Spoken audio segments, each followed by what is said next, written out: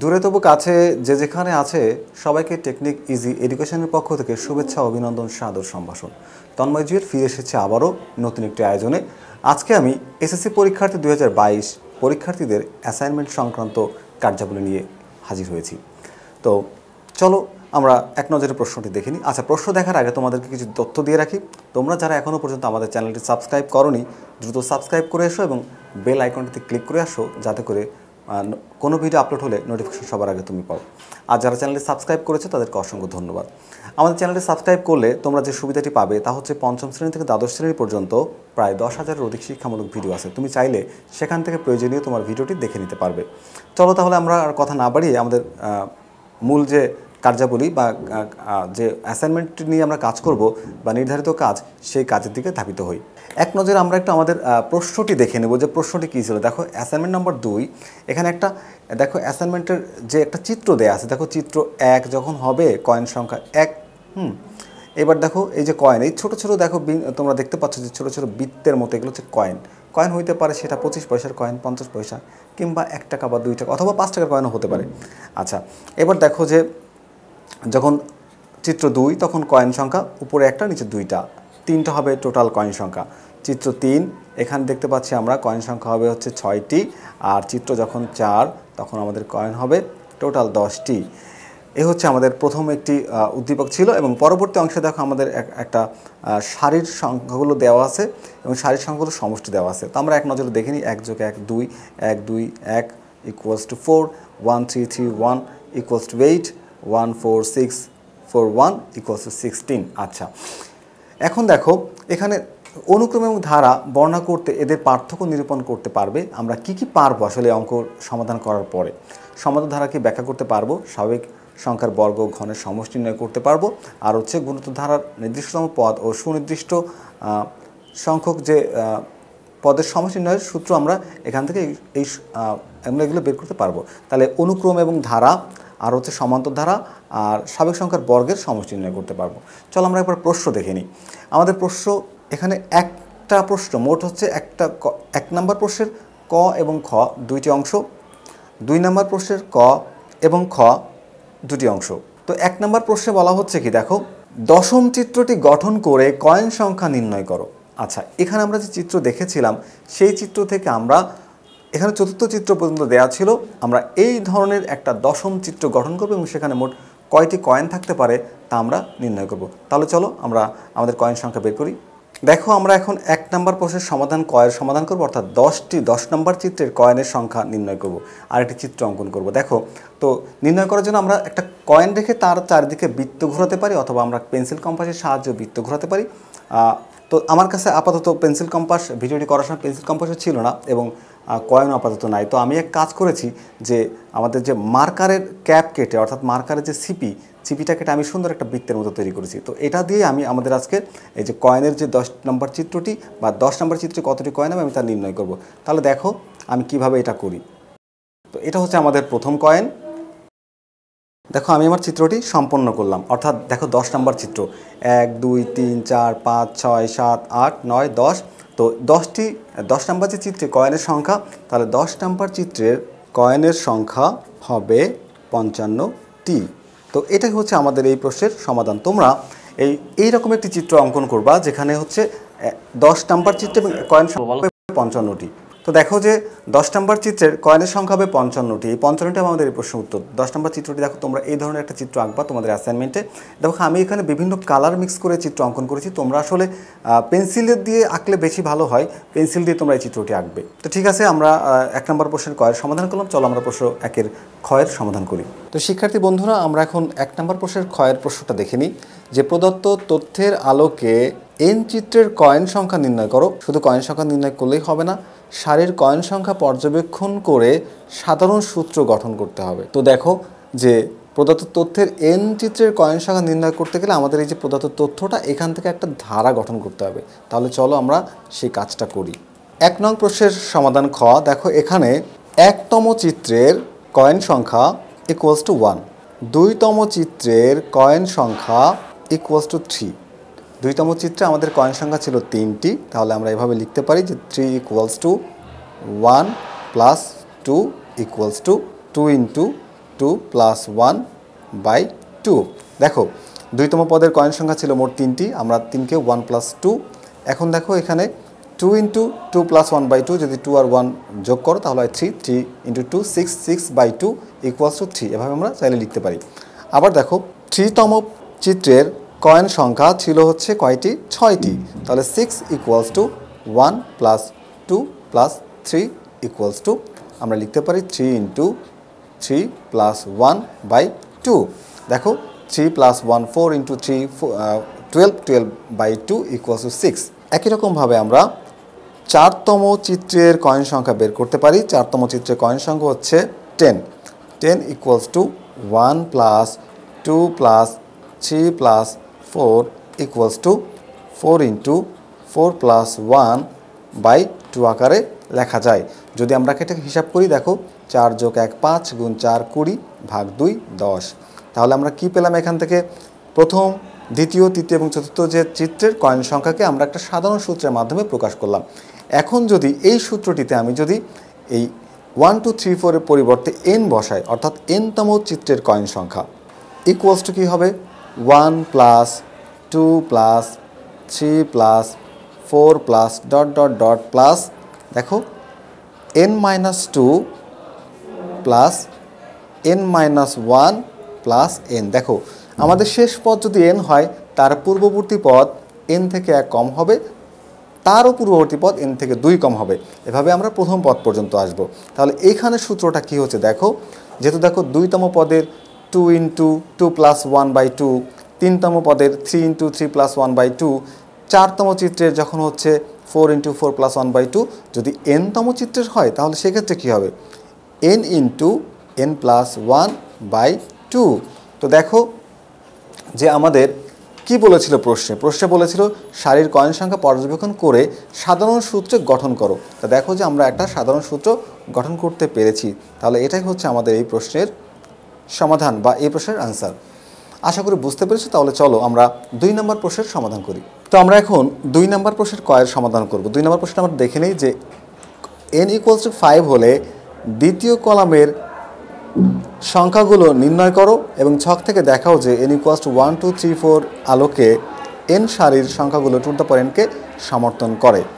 তথ্যের আলোকে দ্বিতীয় কলামের সংখ্যাগুলোর সমষ্টি পর্যবেক্ষণ করো। আচ্ছা, তো আমরা 2 নম্বর অঙ্ক সমাধান করার জন্য আমরা উদ্দীপকটা দেখে নিই। দেখো সারির সংখ্যা প্রথম, দ্বিতীয়, তৃতীয়, চতুর্থ এবং সেই সারি থেকে আমরা এই সংখ্যাগুলো নিয়ে আমরা আমাদের সমস্যার সমাধান করব। তাহলে চলো আমরা প্রশ্নটির সমাধান করার চেষ্টা করি।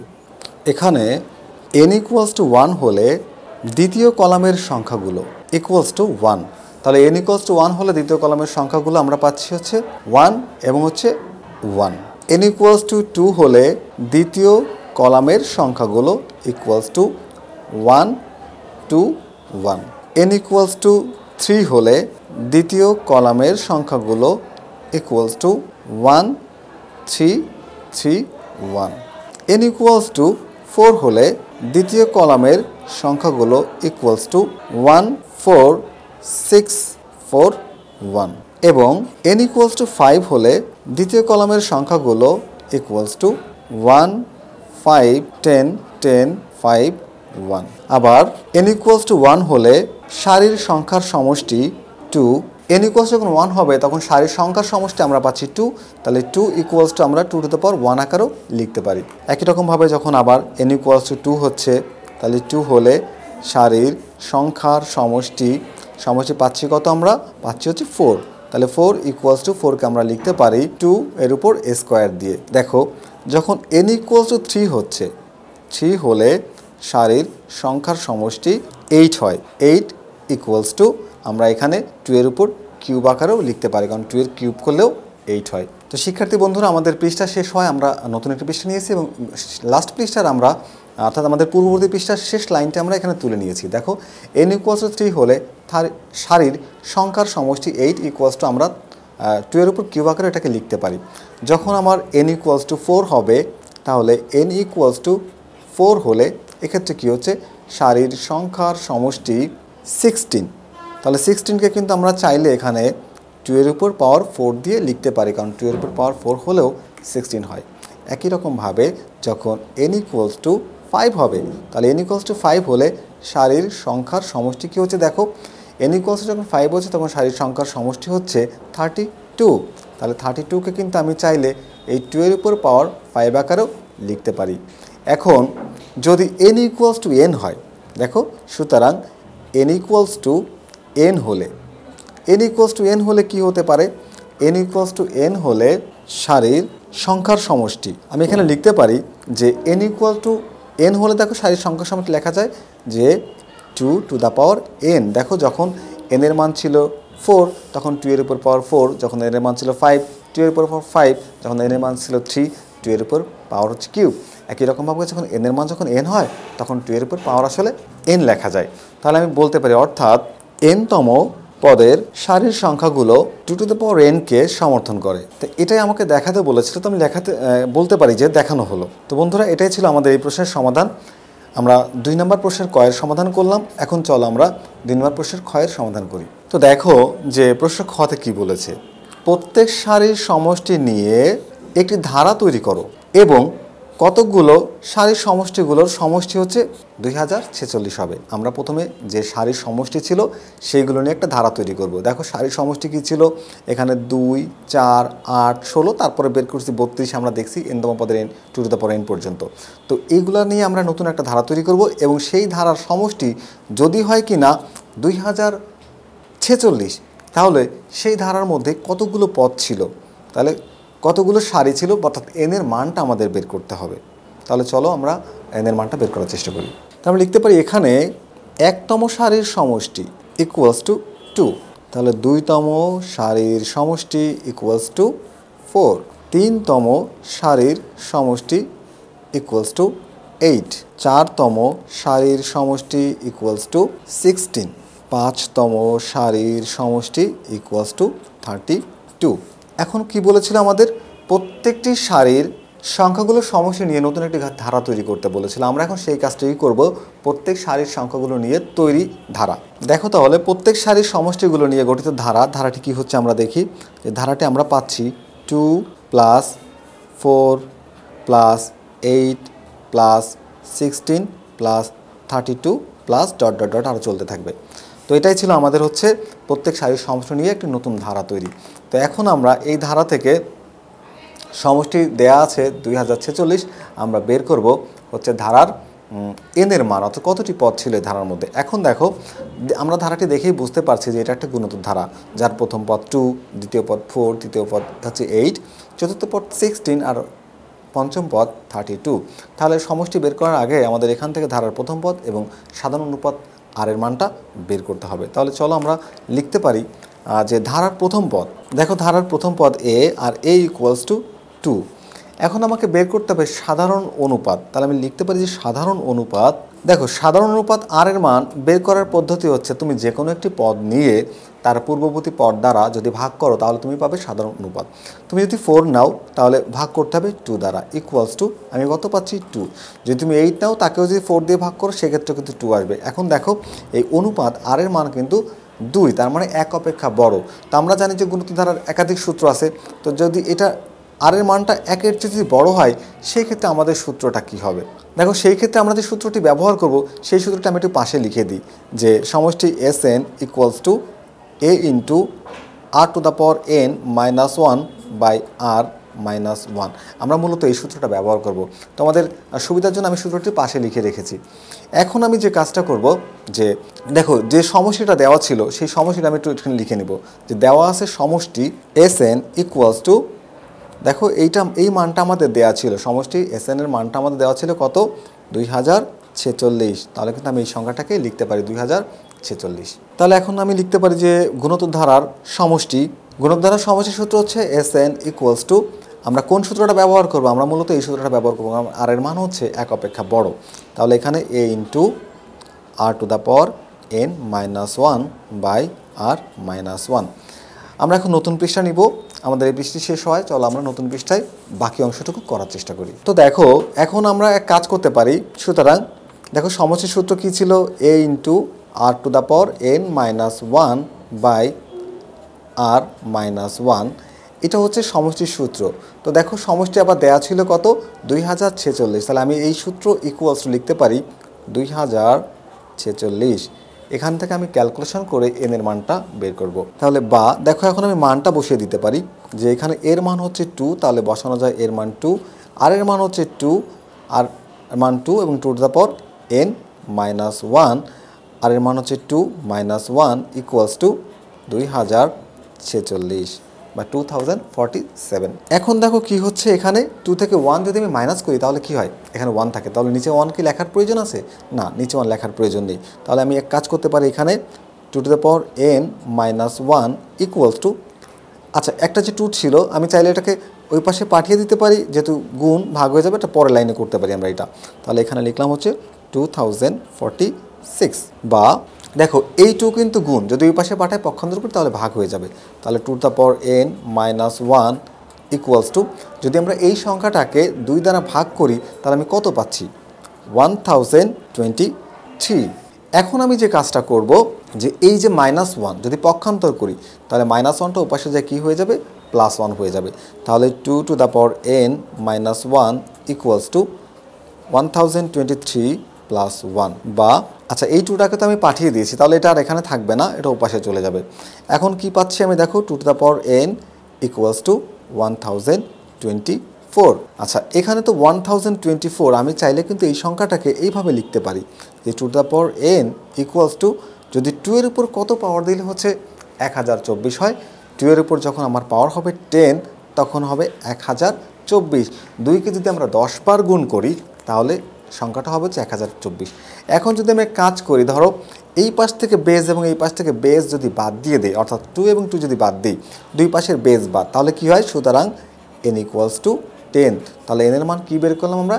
n এর মান বের করলাম হচ্ছে 10। তো আমাদেরকে কি বলা হয়েছিল? আমাদেরকে বলা হয়েছিল যে গুণোত্তর ধারার মধ্যে কতটি পদ আছে বা কতটি সারির সমষ্টি হচ্ছে 2046। তাহলে আমরা বলতে পারি যে গুণোত্তর ধারার 10টি পদের সমষ্টি 2046। সুতরাং গুণোত্তর ধারার 10টি সারির সমষ্টি 2046। এটাই মূলত আমাদের এই প্রশ্নের সমাধান, এটাই আমরা অ্যান্সার বলতে পারি। তার মানে n এর মান চেয়েছিল কয়টি পদ? আমাদের হচ্ছে 10টি পদ। আশা করি বুঝতে পেরেছো শিক্ষার্থী বন্ধুরা। আমরা এখন 3 নম্বর প্রশ্নটি দেখব। দেখো 3 নম্বর প্রশ্নে কি বলা হয়েছে, যে summation of n k equals to 1 k cube equals two 784, যেখানে n belongs to n।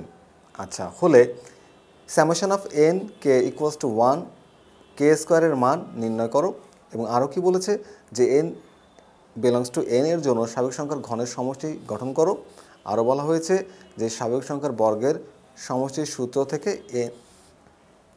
n এর মান বসাবে। আচ্ছা তাহলে এই তথ্য থেকে আমরা হচ্ছে আমাদের প্রয়োজনীয় যে সমস্যাটি সমাধান করার চেষ্টা করি। তাহলে চলো, যে কী বলছে, তথ্যের আলোকে এর সঠিক মান নির্ণয় করো। আচ্ছা, প্রদত্ত তথ্য ব্যবহার করে n এর সঠিক মান, সমষ্টির সূত্র এবং হচ্ছে আমরা এই সমষ্টির সূত্রগুলো বের করার চেষ্টা করি। তাহলে চলো আমরা আমাদের প্রশ্নের সমস্যার সমাধান করি। দেখো আমাদের প্রশ্নে দেওয়া আছে n বিলংস টু n, অর্থাৎ k equals to 1 2 3 4 dot dot dot এখানে n পর্যন্ত। আচ্ছা, এবং summation of n k equals to 1 আর k কিউব ইকুয়ালস টু দেওয়া আছে আমাদের প্রশ্নে 784। তাহলে আমরা লিখতে পারি, বা 1 cube plus 2 cube plus 3 cube plus 4 cube plus dot dot dot n cube পর্যন্ত ইকুয়ালস টু, দেখো আমরা একটা এখানে স্বাভাবিক সংখ্যার ঘন লিখছি। আমরা প্রত্যেকটা স্বাভাবিক সংখ্যা 1 2 3 4 5 প্রত্যেকটা সংখ্যা ঘন করে nতম পদ পর্যন্ত, যেখানে k কিউবের মান, অর্থাৎ আমাদের দেখো মান দেয়া আছে হচ্ছে কত, এখানে 784। এখন দেখো এখানে আমরা কি করেছি, আমরা লিখেছি হচ্ছে 1 2 3 4 প্রত্যেকের উপর ঘন করছি, তার মানে হচ্ছে ক্রমিক স্বাভাবিক সংখ্যার ঘন। তো দেখো ক্রমিক স্বাভাবিক সংখ্যার ঘনের সমষ্টি আমরা যে সূত্র জানি, তোমাদের পাঠ্যবইয়ে যে সূত্র আছে, আমরা চাইলে এখানে সেই সূত্রটা অ্যাপ্লাই করতে পারি। তো সেই সূত্রটা কি? সেই সূত্র হচ্ছে n ইন্টু n প্লাস 1/2 এর হোল স্কোয়ার। তো আমরা চাইলে এই সূত্রটা লিখে দিতে পারি। তো সূত্র লিখে দিলাম, ইকুয়ালস টু এই যে মানটা 784 লেখা যায়। তো দেখো এখন আমরা কি করতে পারি, যে n ইন্টু n প্লাস 1/2 এর হোল স্কোয়ার ইকুয়ালস টু, এখানে আছে 784, 784 এই সংখ্যাটা না লিখে আমরা 28-এর উপর স্কোয়ার করতে পারি, কারণ 28-এর স্কোয়ার করলে হবে কি 784। এখন চাইলে আমরা এর দুপাশ থেকে স্কোয়ার বাদ দিয়ে দিতে পারি। যদি দুপাশ থেকে স্কোয়ার বাদ দিয়ে দিই তাহলে সংখ্যাটা কি হয় দেখো, n into n plus 1/2 equals to 28। এখন যে কাজটা আমি করতে পারি সেটা হচ্ছে এই যে 2টা দেখো ভাগাকার আছে বাম পাশে, যদি আমি এটাকে পক্ষান্তর করি তাহলে 28-এর সাথে গুণ হয়ে যাবে। এখন আমি সেই কাজটাই করব, তাহলে n into n plus 1 equals to 56।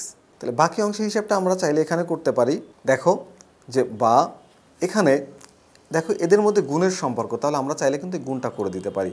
n এবং n যদি গুণ করি তাহলে হবে n স্কোয়ার, আর n এর সাথে 1 গুণ করলে হবে n ইকুয়ালস টু 56। এখন আমি যে কাজটা করব তা হচ্ছে এই 56কে পক্ষান্তর করব। দেখো এর সামনে হচ্ছে প্লাস চিহ্ন, যদি পক্ষান্তর করি তাহলে মাইনাস হয়ে যাবে, n square plus n minus 56 equals to 0। এখন কি করব, এই যে মিডল টার্ম ব্রেকিং দেখতে পাচ্ছ চলকের যে ঘাত n স্কোয়ার প্লাস n তারপরে নাই, তার মানে বুঝতে পারছি এটা মিডল টার্ম ব্রেকিং হবে। আমরা এখন এই রাশির মিডল টার্ম ব্রেকিং করব, তাহলে n square plus 8n minus 7n minus 56 equals to 0। দেখো যে এখানে এই যে এনটাকে আমরা ভেঙে ফেলেছি, ভেঙে 8n আর হচ্ছে 7n, 8n থেকে 7n মাইনাস করলে কত হয় n, এবং এই দুইটার গুণফল 7 ইন্টু 8 ইকুয়ালস টু 56।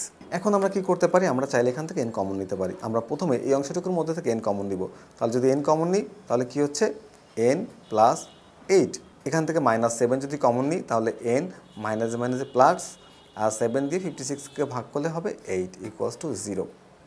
দেখো এখন কি হয়, ব্র্যাকেটের মধ্যে দুইটা যেহেতু সেম আমরা চাইলে আরেকবার কমন নিতে পারি, n প্লাস 8 কমন নিলাম, নিলে এখানে থাকে হচ্ছে n মাইনাস 7 ইকুয়ালস টু 0। এখন দেখো দুইটা রাশির গুণফল যদি শূন্য হয় তবে তাদের প্রত্যেকটি সমান শূন্য হয়, তাহলে আমি লিখতে পারি হয় n প্লাস 8 ইকুয়ালস টু 0 বা n ইকুয়ালস টু মাইনাস 8, অথবা n মাইনাস 7 ইকুয়ালস টু 0 বা n ইকুয়ালস টু 7। কিন্তু খেয়াল করো তোমরা, এখানে n বিলংস টু n, তার মানে হচ্ছে n হবে স্বাভাবিক পূর্ণ ধনাত্মক সংখ্যা। তাহলে স্বাভাবিক পূর্ণ ধনাত্মক সংখ্যা যদি হয় তাহলে কিন্তু এই মানটা গ্রহণযোগ্য না। তাহলে এই মানটা যদি গ্রহণযোগ্য না হয় তাহলে n এর মান কত হচ্ছে, তাহলে লিখতে পারি সুতরাং n ইকুয়ালস টু 7, এবং n ইকুয়ালস টু 7 এর মানটা আমরা মোটামুটি বের করেছি। চলো এবার আমরা আমাদের প্রশ্নের বাকি অংশের সমাধান করি। এখন আমরা 3-এর বাকি অংশ করি, তাহলে আবার কি ছিল যে summation of n k equals to 1। এখন হবে কি কে স্কোয়ার, তাহলে কে স্কোয়ার আমরা প্রথমে ঘনের মান বের করেছি ঘনের সূত্র দিয়ে, এখন আমরা স্কোয়ার করলাম কে, তাহলে হয় কি 1 square plus 2 square plus 3 square plus 4 square plus dot dot dot n square পর্যন্ত। এখন তোমরা একটা জিনিস খেয়াল করো যে আমরা জানি যে n-তম পদের n-তম স্বাভাবিক সংখ্যার বর্গের সমষ্টি সূত্র হচ্ছে n into n plus 1 into 2n plus 1 divided by 6। তো এখন আমরা এই সূত্রটা অ্যাপ্লাই করব যে n into n plus 1 n into n plus 1 into 2n plus 1 divided by 6। আচ্ছা, এখন দেখো আমরা একটু আগে কিন্তু n এর মান বের করেছি, n এর মান কত বের করেছি 7।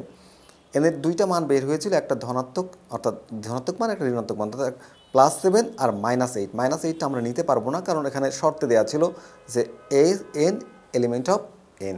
আচ্ছা, তাহলে এখন এখানে n এর মান হচ্ছে 7, তাহলে এখানে লিখতে পারি 7 into 7 plus 1 into 2 into 7 plus 1 by 6। তাহলে এখানে আমি সংখ্যাটাকে হিসাব করলে কী পাচ্ছি দেখো, যে এখানে পাচ্ছি 7 ইন্টু 8 ইন্টু 15, এখানে গুণ করলে আর যোগ করলে আমি পাচ্ছি 15/6। তাহলে এটাকে যদি আমি ক্যালকুলেট করি, হিসাব করি, তাহলে কি পাচ্ছি, টোটাল রেজাল্টটা পাচ্ছি 140। এই 140 হচ্ছে আমার অঙ্কের অ্যান্সার, অর্থাৎ নির্ণয় summation of K equals to 1, যেখানে কে স্কোয়ারের মান হবে হচ্ছে 141। তাহলে এই কথাটা আমি এখন লিখে দিতে পারি চাইলে। তাহলে নির্ণয় মান summation of n k equals to 1 k স্কোয়ারের মান হচ্ছে 140। এটা হচ্ছে আমাদের এই প্রশ্নের অ্যান্সার। তাহলে আমরা আজকের ক্লাসটা এখানে শেষ করতে পারি। শেষ করার আগে তোমাদের কিছু তথ্য জানিয়ে রাখি। তোমরা যারা এখনও পর্যন্ত আমাদের চ্যানেলটি সাবস্ক্রাইব করোনি দ্রুত সাবস্ক্রাইব করে এসো। এই চ্যানেলটির পাশাপাশি আমাদের আরও বেশ কয়েকটি ইউটিউব চ্যানেল আছে, তার মধ্যে অন্যতম হচ্ছে টেকনিক ইজি এডুকেশন ক্রিয়েটিভ। যে চ্যানেলটি সাবস্ক্রাইব করলে তুমি অসংখ্য ক্রিয়েটিভ কোশ্চেনের সমাধান পাবে। তোমরা সেখান থেকে প্রয়োজনীয় যে প্রশ্নগুলো তোমরা সেখান থেকে দেখে নিতে পারো। এরপরে আরেকটি চ্যানেল আছে হচ্ছে টেকনিক ইজি এডুকেশন এমসিকিউ চ্যানেলটি সাবস্ক্রাইব করলে তোমরা যাবতীয় এমসিকিউ প্রবলেম কীভাবে সলভ করতে হয় তা এখান থেকে জানতে পারবে। আর একটি চ্যানেল আছে টেকনিক ইজি এডুকেশন লাইভ, যে চ্যানেলের মাধ্যমে আমরা অধ্যায়ভিত্তিক প্রত্যেকটি বিষয়ের অধ্যায়ভিত্তিক আলোচনা করা হয় এবং এখানে লাইভ ক্লাস হয়। তুমি যদি এই চ্যানেলটি সাবস্ক্রাইব করো তাহলে তুমি বেশ উপকৃত হবে। তাহলে আমরা আর কথা না বাড়িয়ে আজকের ক্লাসটা এখানে শেষ করলাম। দেখা হবে আবারও নতুন করে অন্য কোনো গাণিতিক সমস্যায় নতুন কোনো ভিডিওতে।